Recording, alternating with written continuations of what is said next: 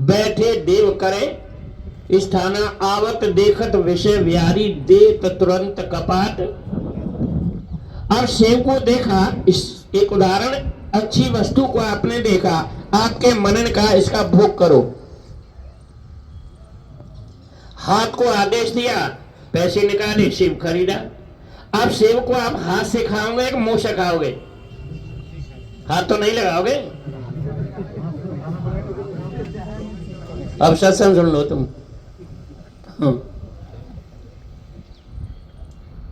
तो ये जो भी आपका इंद्रियों का कर्म है, ये क्या है? ये सिर्फ भोग है।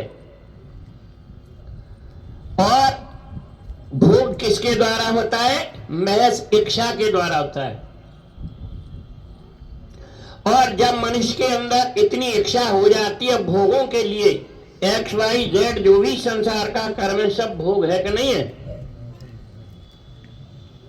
खाना पीना सो जाना जो भी है, लेना देना, ये क्या है? सब भोग है। इसमें इतना मस्त हो गया मनुष्य। किसमें मस्त हुआ? भोगों में। भोगों में क्या हुआ? हाँ, इसी प्रकार से जब मनुष्य की इतनी इच्छा भोग में बढ़ जाती है, तो मनुष्य क्या करता है? उस मर्यादा को छोड़ देता है। एक आदमी माता पिता बहन भाई परिवार समाज सब सुरक्षित है, और घर में अकेला ही पुत्र है, और वो शराब पीना सीख गया। क्या कोई चाहता है कि ये शराब पिए? पत्नी बेटा बेटियां माता पिता चाहता है कोई?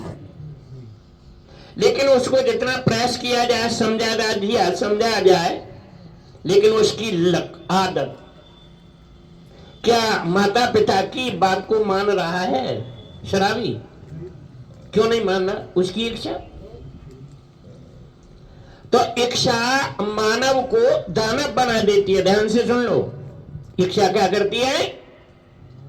मानव को दानव बना देती है। और जब मनुष्य अपनी इच्छा की पूर्ति करता है, तो उस व्यक्ति के पास मर्यादा नहीं होती है। मर्यादा नहीं होती है तो उस व्यक्ति के पास चरित्र भी नहीं होता।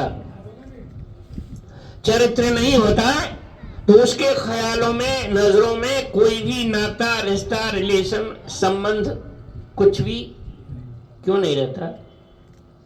कि उसकी इच्छा इतनी बलवती हो गई, बलवान हो गई, वह अपनी इच्छा पूर्ति करने के लिए किसी वक्त कहीं भी सारी हदों को, सीमाओं को पार कर देता है। नाता रिश्ता संबंध कुछ नहीं उसके ख्यालों में। आज देश की स्थिति क्या है? शिक्षा पढ़ाई लिखाई चरम सीमा पर है। क्या आज बेटा बेटियां माता पिता की बात को मान रहे हैं? क्यों? उनकी इच्छा। इसीलिए देशवासियों, जब इच्छा में मनुष्य तैराक होता है तो इस समाज के लिए इतना घातक सिद्ध होता है।